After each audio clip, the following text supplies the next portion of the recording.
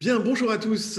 Comme vous le savez, malheureusement, la troisième édition du Salon du Crédit n'a pas pu se tenir pour les conditions sanitaires que l'on connaît, mais on a tenu à maintenir les conférences que nous avions prévues, évidemment en utilisant cette fois-ci les outils de visioconférence. Et aujourd'hui, on a le plaisir d'accueillir Mathieu Lambert de Business Fabric pour parler d'un sujet très précis, c'est celui effectivement des réseaux sociaux, de la réputation que l'on peut avoir en matière digitale, etc., etc. Mathieu, peut-être avant de commencer ta présentation, est-ce que tu peux nous en dire un petit peu plus sur ton parcours et sur ton activité? Mais avec plaisir, Eric. Je suis psychologue et statisticien de formation et informaticien et statisticien de formation. Alors que c'est un petit peu bizarre, mais voilà. Donc j'ai fait pas mal de choses avant de créer Business Fabric. J'ai été aussi gestionnaire de patrimoine pendant 8 ou 9 ans quand je suis revenu en France. J'ai fait beaucoup de marketing dans mes premières années. J'ai été responsable d'un cabinet qui faisait des études de marché. Et puis aujourd'hui, donc, je dirige Business Fabric, qui est un organisme de formation dédié à tous les professionnels des métiers de l'immobilier, du courtage bancaire ou assurantiel. Et puis voilà, donc on a une plateforme e-learning pour qui vend des formations réglementaires. Et à côté de ça, j'interviens beaucoup pour mes clients, soit en tant que formateur cette fois, soit en tant qu'accompagnateur, prestataire, pour des missions qui relèvent de ce qu'on appelle aujourd'hui le gross marketing. Donc, c'est toutes les stratégies de croissance, tout ce qui concerne le développement commercial, mais en utilisant les moyens digitaux, voilà, le référencement naturel, les réseaux sociaux, bien sûr, dont on va parler, et puis le marketing automation, entre autres. Voilà. Très bien, merci Mathieu. Alors, j'aurais déjà une première question à te poser justement par rapport à ton activité. On entend beaucoup parler depuis, allez, 2 ans, 3 ans peut-être, d'inbound marketing, d'outbound marketing, etc. Est-ce que tu peux expliquer à nos auditeurs ce qui se cache derrière tous ces termes? Ouais, c'est des mots un petit peu, bon, c'est des mots anglais. Souvent dans le marketing, il y a un peu de frime, hein. Mais en gros, on distingue inbound marketing et outbound marketing. Ça correspond à deux stratégies commerciales. C'est-à-dire que quand je vais chercher des clients, quand je vais aller me développer commercialement, j'ai deux types de méthodologies qui s'offrent à moi. L'outbound marketing, c'est le marketing de l'interruption, c'est-à-dire que c'est toutes les techniques, toutes les stratégies qui vont interrompre mon prospect dans ce qu'il est en train de faire pour prendre la main et puis lui proposer des services ou engager la conversation. Par exemple, le pied dans la porte. Par exemple, le phoning. Le phoning, voilà, un courtier aujourd'hui reçoit une fiche et puis il va prendre contact avec lui, mais la personne au bout du fil, elle est peut-être en train de faire la cuisine ou toute autre chose. Et donc, on va interrompre ce que cette personne est en train de faire. Et du coup, ça peut, en tous les cas, ce qu'on constate, c'est que c'est de plus en plus compliqué aujourd'hui d'interrompre les gens dans ce qu'ils sont en train de faire parce que aujourd'hui, il y a beaucoup plus de sollicitations, de moyens de se divertir, notamment avec les outils digitaux aujourd'hui. Les gens sont collés sur leur téléphone portable et n'ont pas forcément le temps de répondre ou n'ont pas envie, tout simplement. Donc, c'est Ok. du marketing de l'interruption. Et donc, du coup, il faut avoir l'image de quelqu'un qui part à la chasse. Voilà, on est un chasseur, on part dans la forêt et puis on va essayer de débusquer, entre guillemets, le gibier. Bon, même si la comparaison est un peu hasardeuse. Là, l'inbound marketing là, on va plus à la chasse, mais on va plutôt à la pêche. Donc là, l'idée, c'est plutôt d'appâter et puis d'attendre que la personne vienne à soi. C'est typiquement tout ce qui concerne la publicité et tout ce qui va faire venir les gens à soi. Et là, on va parler plutôt de marketing de la permission.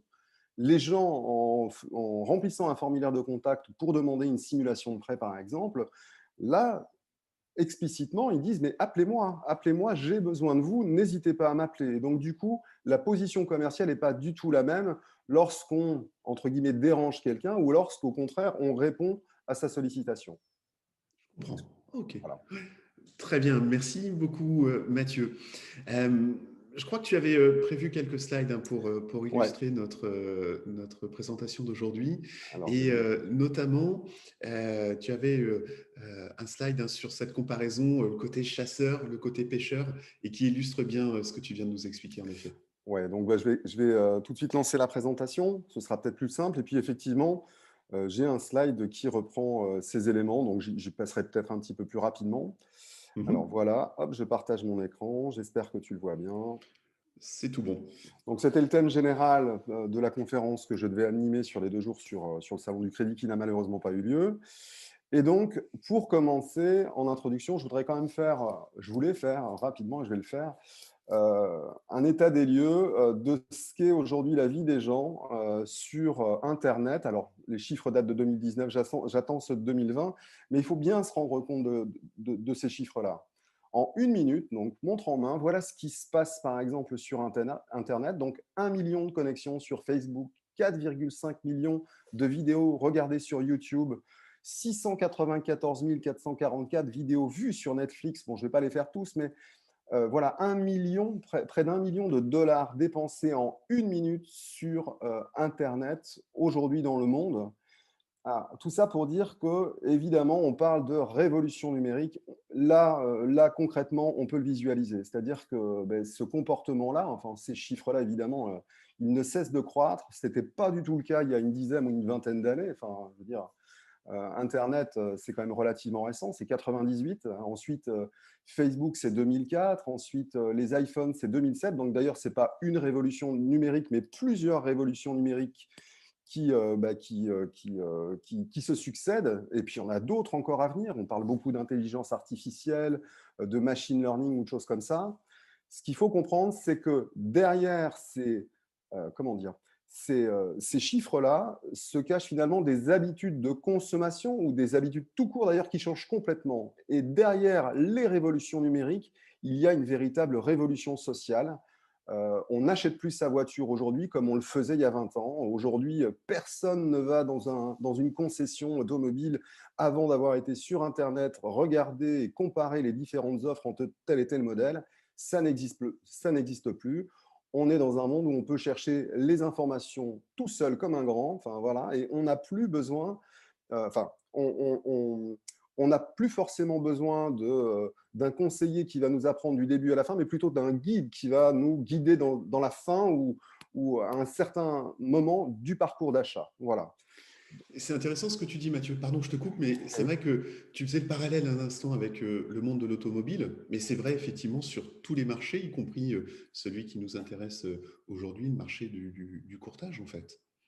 Ben, absolument. Puis moi, je le constate au quotidien puisque j'accompagne des sociétés qui font du courtage bancaire, Mhm. professionnel ou particulier. Et ben, le constat est le même, c'est-à-dire que dans le cadre d'une demande de financement, évidemment, les gens ont tout loisir d'aller sur la toile et de regarder, alors voilà, quels sont les documents nécessaires et à quoi faut-il faire attention, combien coûte les services d'un courtier, dont c'est le métier, donc, quels sont les avantages, les inconvénients, etc., etc. Donc, dans la plupart des comportements d'achat aujourd'hui, on va sur Internet. Alors, pas pour des toutes petites choses, mais dès qu'il s'agit d'éléments importants, et le financement d'un projet immobilier, bien sûr, en est un, ce n'est pas quelque chose qu'on fait à la légère. Et donc, du coup, la recherche d'informations est encore plus importante. Ouais.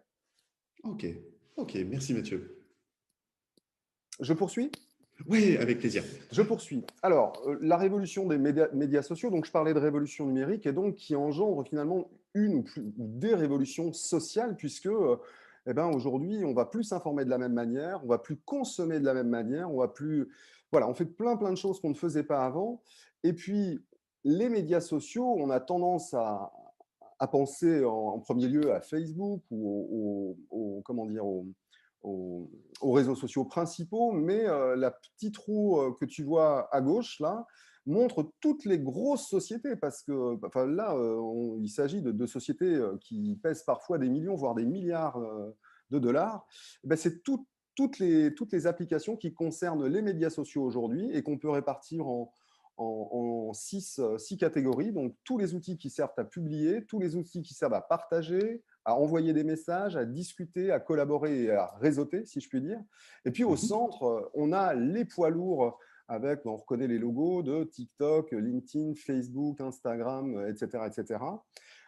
Donc voilà, il faut quand même comprendre que les médias sociaux, c'est pas Facebook, LinkedIn et Instagram, par exemple. Non, non, c'est toute une nébuleuse.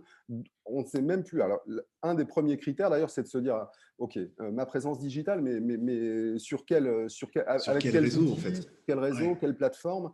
Et ça, c'est important parce que la base, avant de se dire, oui, il faut être sur les réseaux sociaux, c'est de se demander vraiment qu'est-ce qui est le plus intéressant par rapport à mes objectifs, où se trouvent mes clients, comment faire pour gagner du temps sur tel ou tel processus dans ma relation digitale avec les consommateurs, mes prospects, mes clients.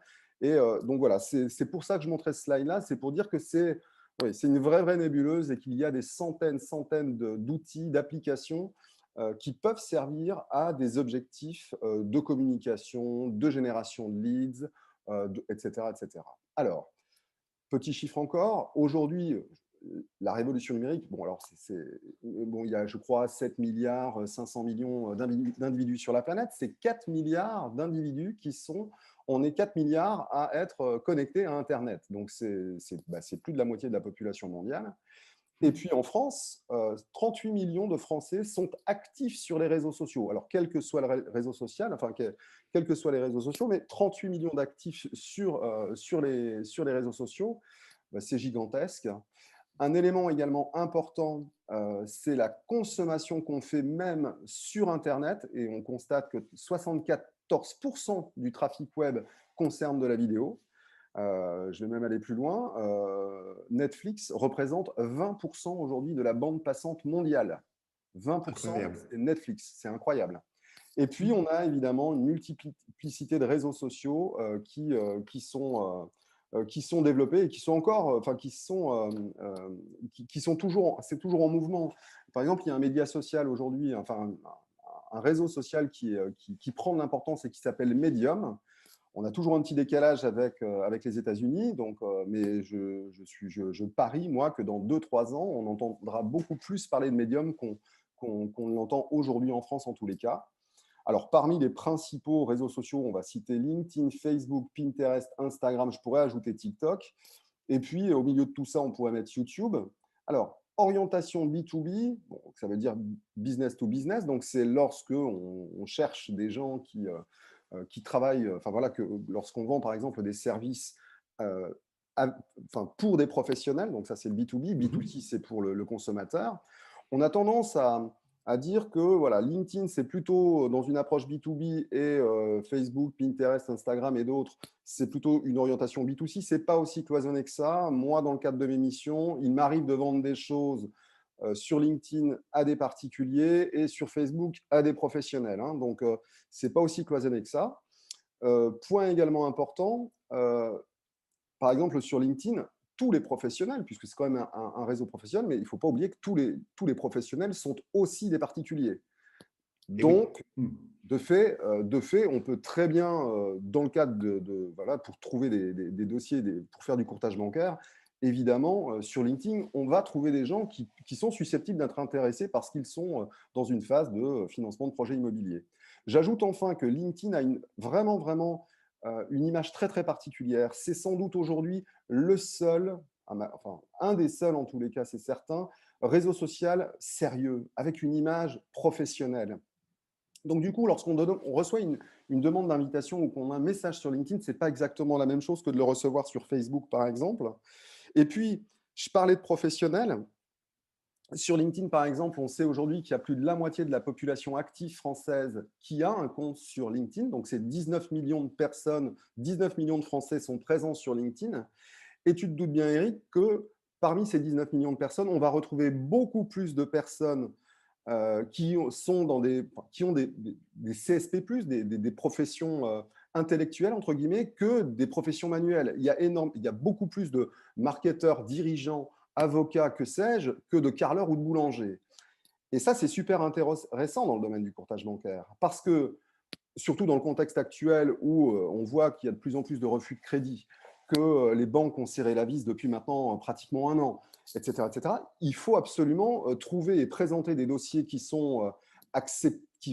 ont plus de chances d'être acceptés par les partenaires bancaires. Et les gens qui ont le pouvoir d'achat, c'est les gens qui travaillent, ils sont sur LinkedIn. Je veux dire, mathématiquement, enfin, juste en termes de logique, on peut se dire que toutes les personnes qui pourraient acheter un bien immobilier ou qui pourraient en vendre un, en tout cas, l'immense majorité se retrouvent sur LinkedIn, c'est clair. YouTube, Ok. YouTube, une part un peu particulière, un média un petit peu particulier, mais ultra, ultra, ultra intéressant et important selon moi pour quelle que soit l'entreprise aujourd'hui, pour plusieurs raisons. Alors, ça peut être, là, ça demande beaucoup de temps et d'énergie, mais pour développer une communauté, mais surtout parce que l'algorithme de compression donc de vidéos sur YouTube est juste fantastique et inégalable. Et que du coup, héberger une vidéo sur YouTube plutôt que de l'héberger sur son serveur et sur son hébergement web pour son site internet, YouTube ne plantera pas. En revanche, OVH ou un autre ça peut lui arriver. Donc Mhm. voilà, puis un format de compression inégal. Voilà pour ce slide. Hop. Bon, je ne vais pas reprendre ce slide, vous l'avez compris. Je vais à la chasse ou je pars à la pêche, ou j'appâte ou je débusque. Hein. Donc je passe rapidement, mais ce qu'il faut bien aussi comprendre, c'est que euh, voilà, moi j'ai une petite société, Business Fabric, c'est voilà, on est deux associés, j'ai un stagiaire, bientôt un alternant de plus. Bon, on se construit, mais la possibilité que j'ai aujourd'hui moi de faire de la publicité, enfin, j'ai la possibilité aujourd'hui de faire de la publicité, mais il y a une dizaine ou une quinzaine d'années, je ne pouvais pas faire de la publicité et appâter entre guillemets le chaland. C'était réservé aux grosses sociétés. Regarde, même dans les années 2000 ou un peu avant, la publicité, c'était essentiellement la télévision, la radio, la La presse écrite. radio, oui. C'est ça. Mhm. Mhm. Ça coûte cher, quoi. C'est un vrai investissement. Enfin, une pub à la télé ou à la radio, ça coûte vraiment, vraiment très cher. Les régies ne sont pas gratuites.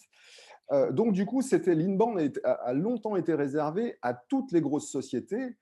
Et la seule possibilité, entre guillemets, d'inbound marketing pour une petite société, c'est lorsqu'il rencontrait le commercial des pages jaunes et qui lui disait, bon, écoutez, monsieur, voilà, 50 francs par mois et je vous mets un cadre rouge dans le bottin. Comme ça, C'est vrai, les on gens se qui souvient vont tous de ouvrir. ça, ouais. Et c'est ça. C'était une des seules possibilités. On pouvait faire un peu de flyers, des choses comme ça, mais c'est tout. Aujourd'hui, ça change tout parce qu'il y a les réseaux sociaux et que du coup, même les petites sociétés ont la capacité de communiquer elles-mêmes, ont leur propre régie publicitaire. Et si elles savent se servir de ce type d'outils, alors elles peuvent elles-mêmes attirer des gens. Et ça change absolument tout. Alors, voilà, là, les marques et l'inbound marketing, donc évidemment, toutes ces marques-là, immenses, McDonald's, Adidas et les autres, n'ont pas attendu 2020 pour se dire, tiens, ce serait pas mal si, je prends l'exemple de Nike souvent, mais Nike n'a pas attendu 2020 pour se dire, ah, si je mettais une petite virgule sur le maillot de Carl Lewis, peut-être que ça ferait entrer des gens dans les boutiques Nike. Évidemment, tout le monde a Mhm. compris ça depuis très très longtemps. Ce qui change aujourd'hui, c'est l'apparition des réseaux sociaux de masse qui fait que, comme je viens de le dire, eh bien, on a tous maintenant notre propre régie publicitaire et que, bon, sans lutter avec Nike, on peut quand même essayer de vendre et de faire de la publicité pour sa société. Et chose aussi importante qui fait que on a du mal aujourd'hui et on a de plus en plus de mal à réussir à capter quelqu'un au téléphone, c'est que 1h22 minutes, alors c'est des chiffres de l'an dernier et le chiffre est en progression, c'est le temps passé par un Français par jour sur les réseaux sociaux. Donc, un Français moyen aujourd'hui passe 1h22 minutes sur les réseaux sociaux. Donc, C'est c'est un énorme. point de contact qu'on ne peut plus négliger, évidemment pas. On ne peut plus négliger 1h22 de temps passé par jour sur LinkedIn, Facebook et les autres réseaux sociaux, c'est évidemment très, très important. Ok. Euh, alors je vais montrer une slide juste après.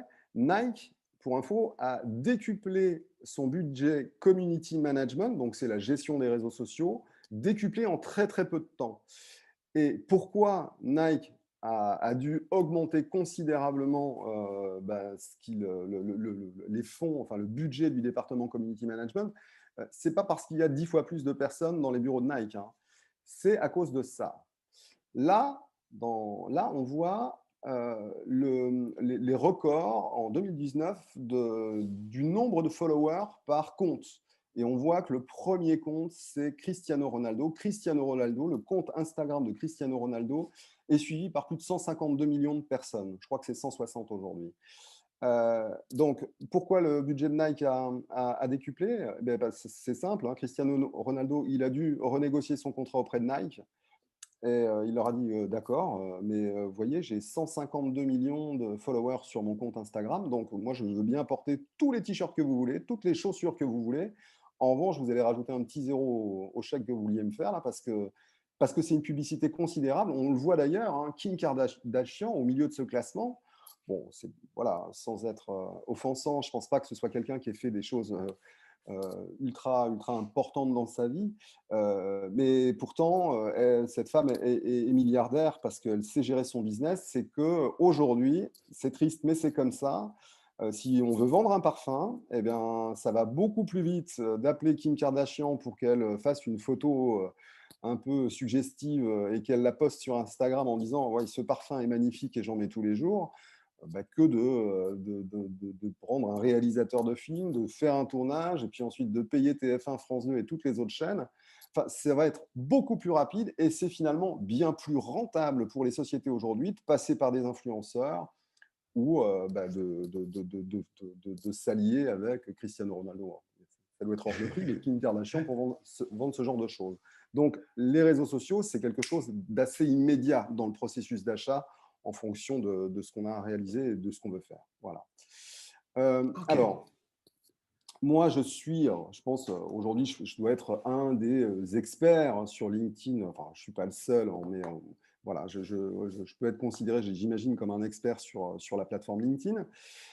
Donc, je vais plutôt parler de LinkedIn, évidemment.